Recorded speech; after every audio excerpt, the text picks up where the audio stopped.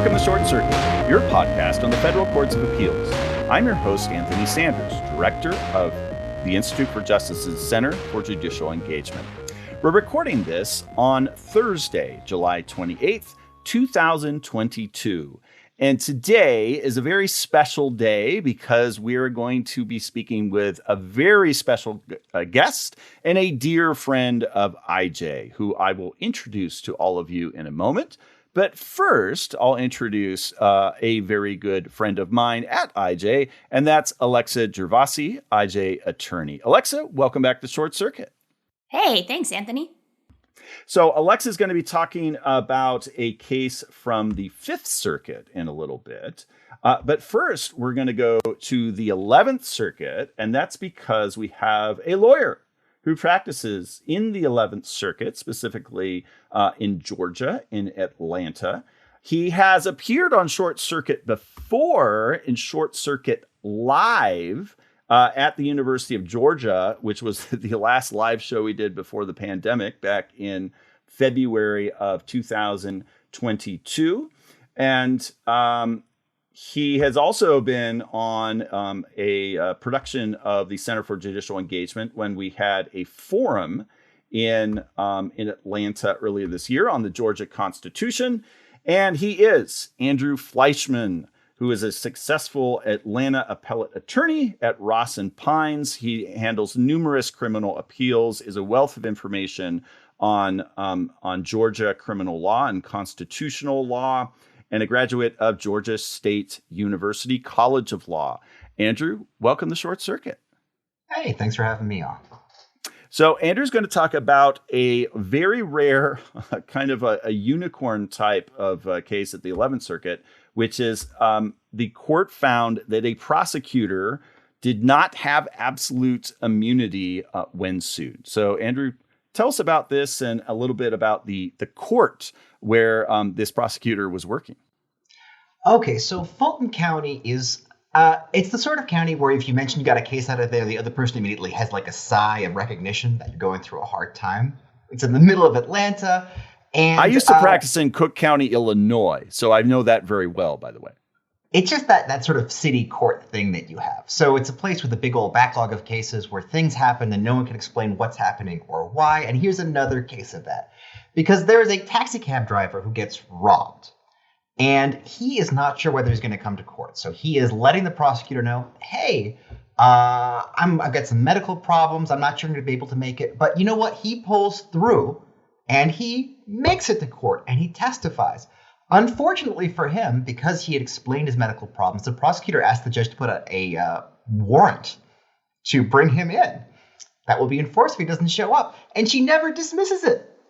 So what happens to this poor guy is that he gets out of, he testifies, his case is over, he is a victim of a crime, and he is arrested and put in jail for 6 days for not appearing for a court appearance he had actually shown up for.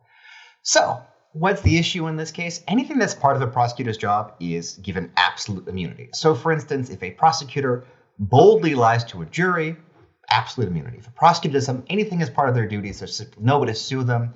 Not because the statute says so, but because the Supreme Court says so.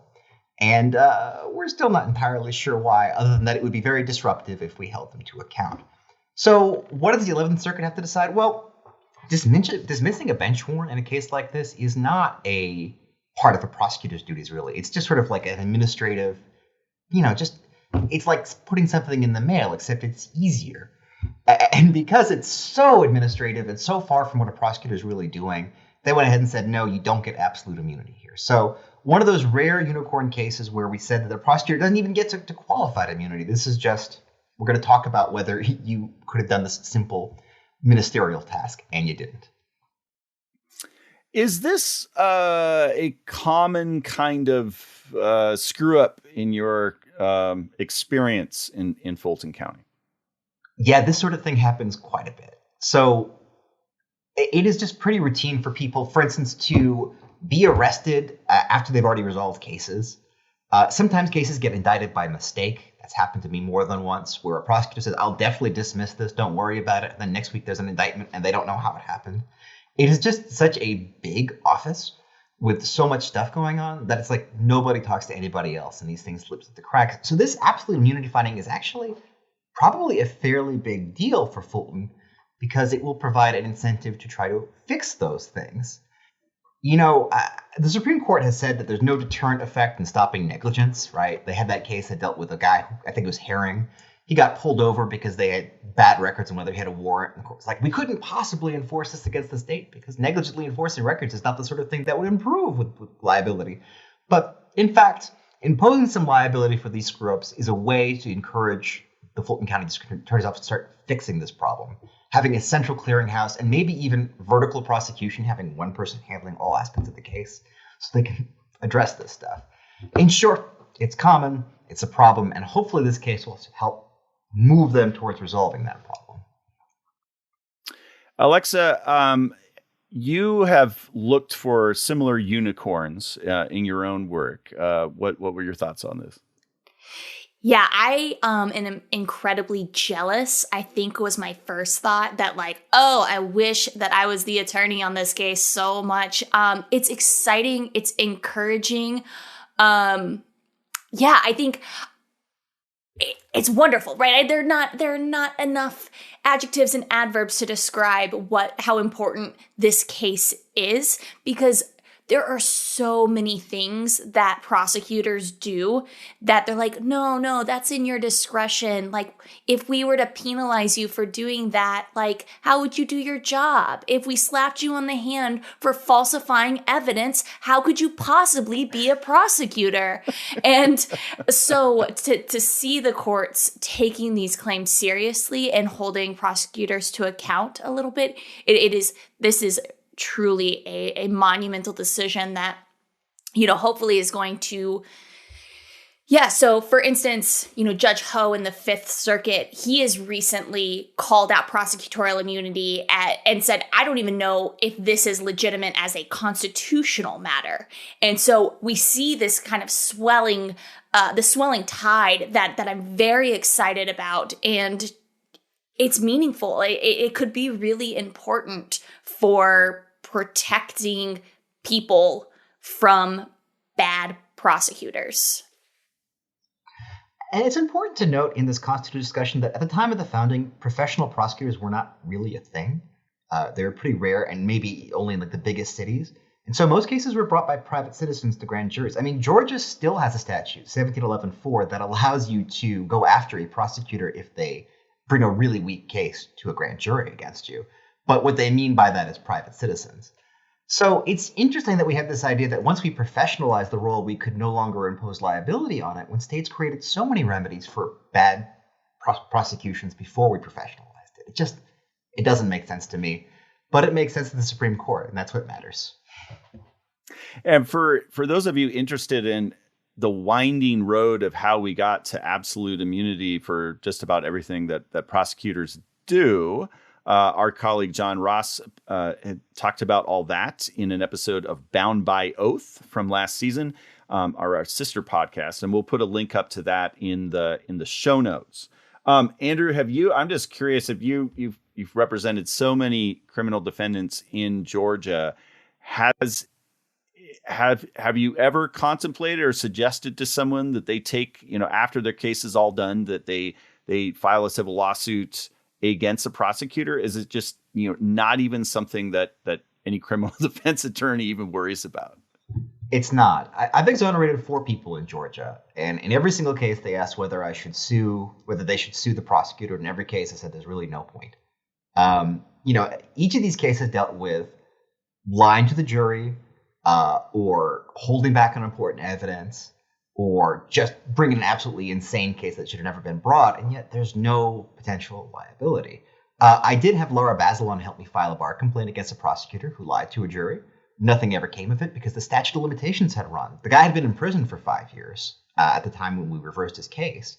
So by the time we filed the bar complaint, because the prosecutor lied to the jury to make an improper argument, she told the jury that he never spoke to police, and so they should hold that against him.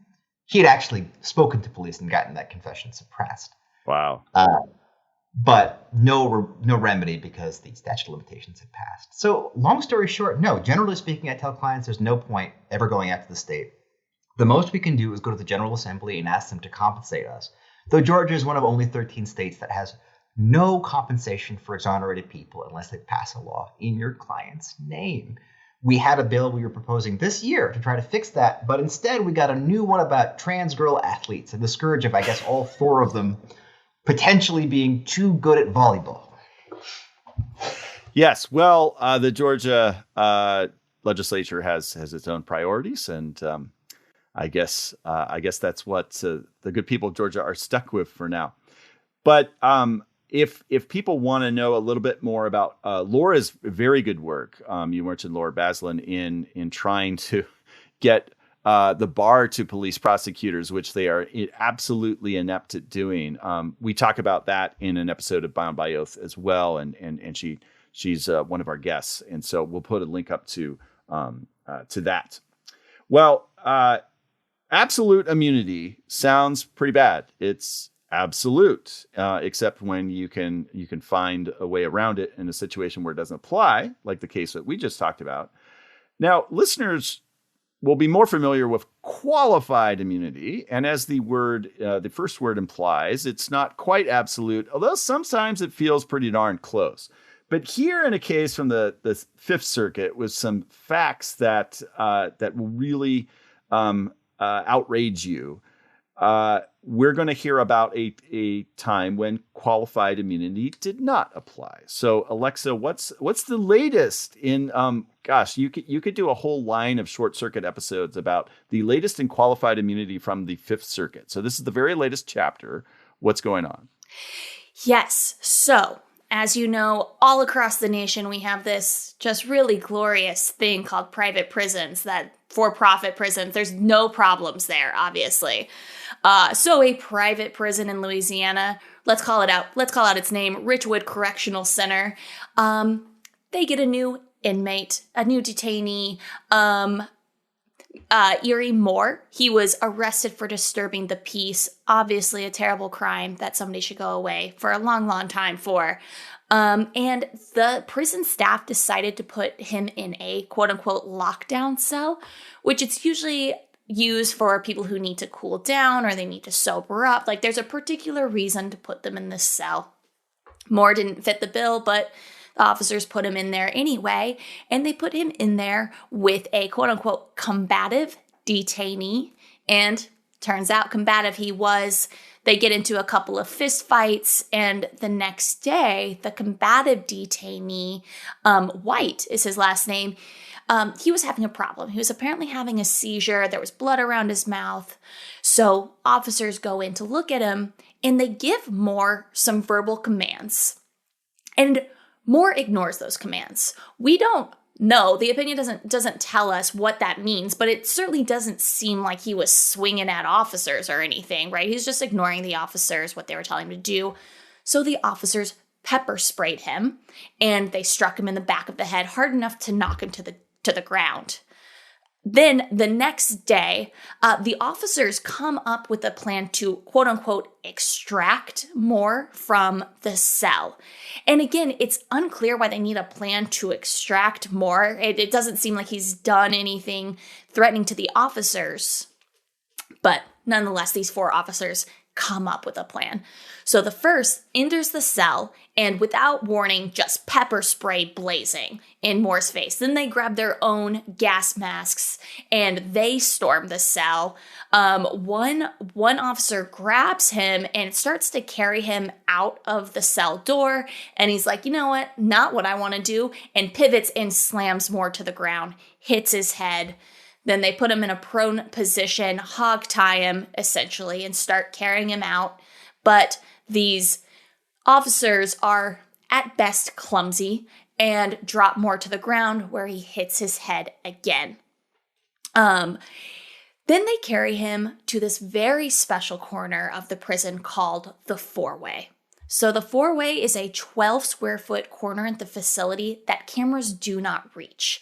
It's the only blind spot in the prison without cameras, and it's pretty well known that this corner is used to gain compliance if needed. So they take him into the four-way, and he's out of camera view for 2 hours. Plaintiffs claim that Moore was beaten and pepper sprayed for hours, pretty relentlessly. There's some testimony from guards saying that they heard other guards bragging about beating him to his death and finishing him in the four-way. And so after these 2 hours, they take Moore out of the four-way. He's unresponsive, but when they rub their knuckles over his chest, which is something you can do to make sure people are still breathing, he's groaning, whatever, no harm, no foul. So deputies later come to retrieve Moore because of this incident that's happened with White, and they find him unconscious. Turns out he was comatose and he was suffering from a fractured skull. Moore never woke up. He eventually died from his injuries. Experts testified that the injuries must have occurred within the prison walls. It wasn't something that happened before he entered prison. So, of course, Moore's survivors file suit against the individual officers, guards, against the prison, against the city. They're suing everyone. And one might say rightfully so. Nonetheless, the district court granted summary judgment to the officers for their deliberate indifference to his serious medical needs and for actually causing Moore's death. On appeal, the Fifth Circuit, authored by my very favorite judge, Judge Willett, mostly disagreed with the district court. First, the court was like, you all had enough information to know that there was a serious medical problem after you beat him and you did nothing about it. That's what we call deliberate indifference. So, summary judgment reversed. And then things get a little bit complicated when we talk about whether or not the officers actually caused Moore's death.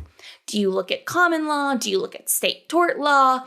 The Fifth is like, well, we look at state tort law, but we're not bound by it unless we are, and here we are. Basically, what this means is that the court was looking at whether or not the plaintiffs had have to prove what actually caused Moore's death. And looking at Louisiana law and their own precedent, they say that they are reviewing all facts in the plaintiff's favor. The plaintiffs have shown that defendants actually caused Moore's death through their excessive force. And with the exception of one defendant, a nurse who wasn't involved in the actual beating, they conclude that the officers did.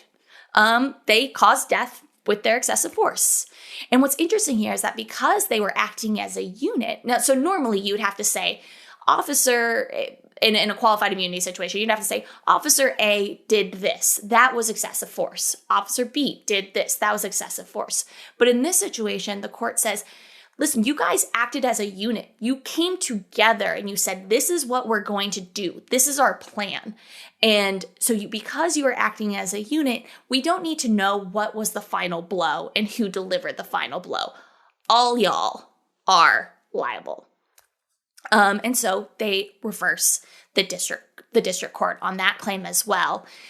And also they say, the private prison and the city are also on the hook because you clearly had a policy or custom of emptying cans of pepper spray on people just because it was fun, basically, of taking them to this corner and beating them senseless. And the warden knew that was happening, and the city didn't stop it. So you're also on the hook here. And of course, I said nice things about Judge Ho earlier, so now I get to say other things about his dissent. And Judge Ho is like, did you even read the record? We don't know who did what or why. Why did Moore slip into a coma? Why did he die? No one knows. It's tough to say. So basically, the district court was mostly right. And that's Judge Ho's dissent. You know, what strikes me about this is the difference in how easy it would be to prove criminal liability on these facts and the difficulty of getting civil relief. If you have 5 guys beating somebody and one guy maybe gets just one lick in at the end, you don't have to prove who did what. You show that they're party to a crime, that they all sort of agreed to something, and you get your conviction. Meanwhile, this case was 2015, and this poor guy's 3 kids, have been trying to get relief since then, and they got the ruling on summary judgment in 2022. That is not swift and efficient justice. It is not. It's almost like there's a system that makes it nearly impossible to hold bad government actors accountable. And it's almost like it's designed that way. It's not just that, too. Like, the fact that there's no criminal liability here, that as far as I know, no charges were brought. I mean, if you drag a man to a spot where there are no cameras, and then you beat and spray him until he dies, that is not a difficult criminal case to bring. Which, it's so interesting. It's something we see all the time. I had an interview yesterday with a reporter who we were talking about 5 or 6 different cases that are all similar to this. Officers beating people, officers pointing a gun at people, officers just completely lying, like making up evidence to get people thrown in jail. And in each one, the reporter was like, well, what are those officers doing now? And the answer in each one is, oh, they're back at their desk.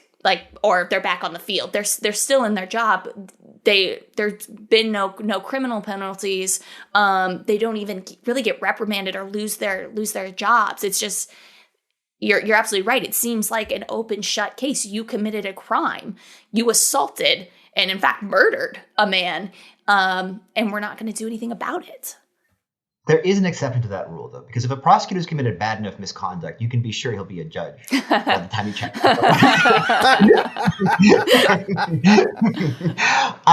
It's pretty shocking. It's so funny. If you go to a prison in Georgia, they always have this wall of shame, which is almost always jailers who have banged inmates. It's almost all women who've brought them little things or had sex with them, and then on the wall of shame. But never the people who do excessive force or leave someone to die because of medical neglect. It's being too next to the prisoners that does it. God, I had a life without parole case where the state used the fact that a guard had raped an inmate as evidence that he was incorrigible, that he'd allowed it to happen. Anyway, that's Georgia for you. Well, it sounds like Louisiana might not be too terribly different. Yeah, it's everywhere, right? Prisons are where you put people you want to forget about. And if you have to think too much about how they're treated, that's a lot of mental load for people you thought you already dealt with. So we ignore the problems. We don't charge people. And if people have terrible food, we ban the cell phones and take pictures of that food. That's how we deal with it. God bless America. Now we've cleared that up. And now we've spoken about the horrific story of that case. We're going to close with a little bonus here. So we have Andrew here. We reached out to Andrew because he is criminal defense attorney in Georgia and has some thoughts about this, the case that he discussed about prosecutors in Fulton County. But he also knows and has opinions about other things going on in Fulton County. So you may have heard in the last couple years, really, that the Fulton County attorney is looking into perhaps prosecuting former President Trump for that infamous phone call and perhaps some other stuff that he made to the Georgia Secretary of State to do with the after the election in November 2020 and trying to affect the outcome of that and the appointment of the electors from Georgia. Now, Andrew has said some things on his Twitter account about how you all know that if this actually happens, the case would go to federal court and that would throw a massive monkey wrench in everything. And people in DC and New York pontificating about this stuff have no idea what they're talking about. That really blows my mind that this could go to federal court. It doesn't blow my mind at all that people don't know what they're talking about. So while Andrew's here, I wanted to close with please explaining what this is, how it would work, and what are people missing. Okay, so like with everything, this goes back to the War of 1812. And the thing you have to bear in mind is that there were a bunch of embargoes against England that were very unpopular and that were hurting businesses in New England, and they started suing tariff and embargo agents for taking their goods that they had imported. And that was creating a massive problem with trying to enforce this federal embargo, which is federal policy. So Congress passes a law that says if you're a federal agent acting under color of federal law, you can remove your case to federal court where you'll get a fair hearing. And this kind of goes on for the next 100 years. We see it with all kinds of tariffs. We see it with prohibition. We see revenue agents and other people getting sued for actions they take under color of federal law and then removing the case. There's one particularly vivid case from 1923 where some agents straight up murder a guy and lie at the inquest and try to ask for federal removal for that. But Justice Taft says it's not really your job to murder people, so we're going to let that stay at the state level. Okay, so now we're wondering, why has Fulton County waited 2.5 years to indict a case? They normally indict stuff super fast. When the basis of your case is a phone call you have a recording of and witnesses who have all gone on the news to describe what happened. What more do you need? Well, the issue here is that if you try to sue the President of the United States and he has a colorable claim that he's acting under federal law as a federal officer. Well, and by sue, do you include criminally prosecute? Sorry, sue or prosecute.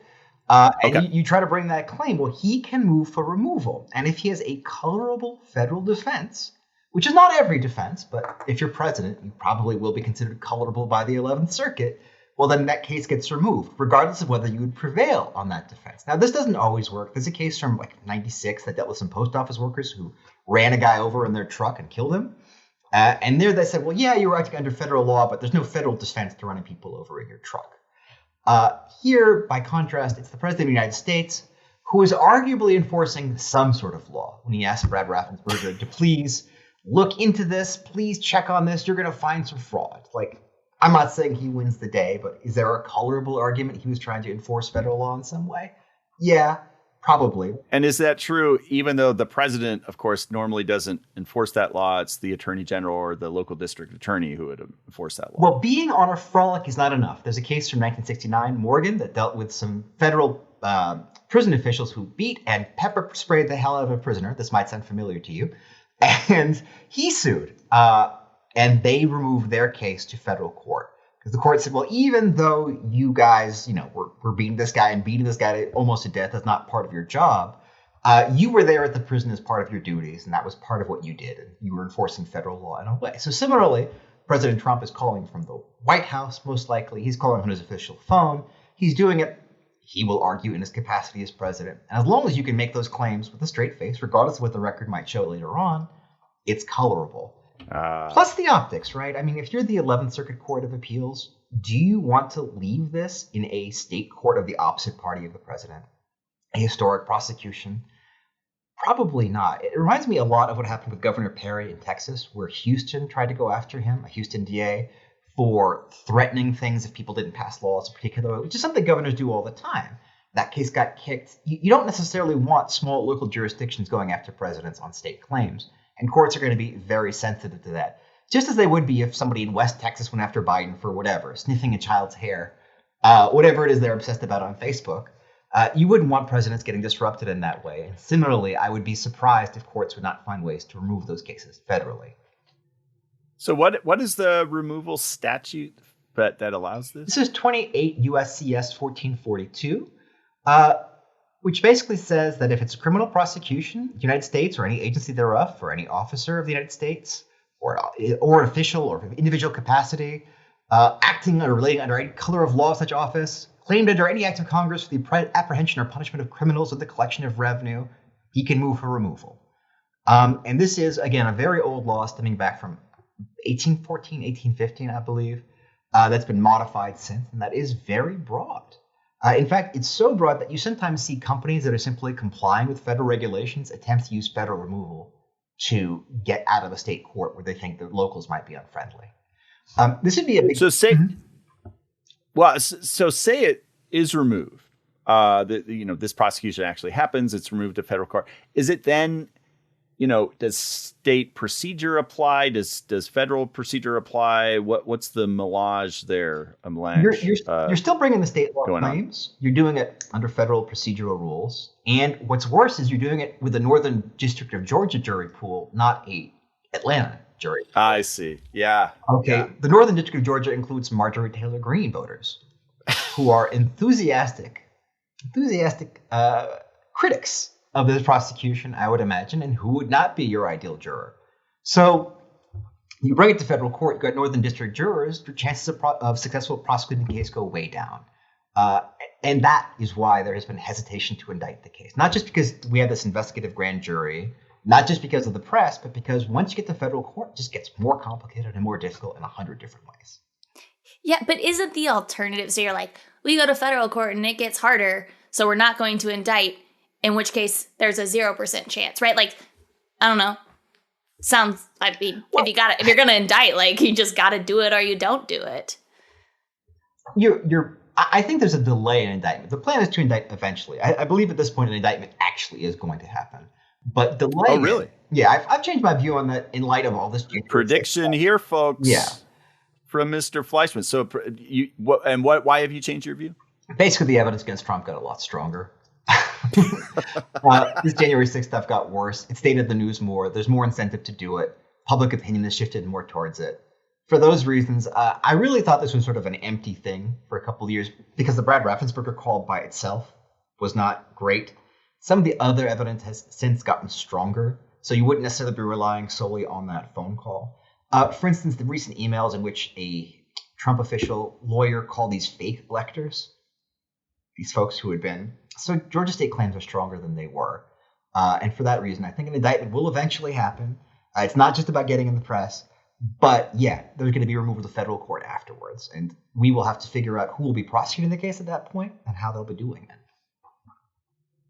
Well, on that bombshell, which you heard here on Short Circuit, we're going to leave it there. But we're going to thank Andrew very much for coming on. His second time on Short Circuit, and we hope not the last. Same for Alexa. Thanks for coming here today. Gone through a lot of areas of state and federal law, but I'm glad we were able to keep it in Fulton County some of the time. So thank you, guys. Thank you. And to everyone else, thanks for listening. And I hope that all of you get engaged.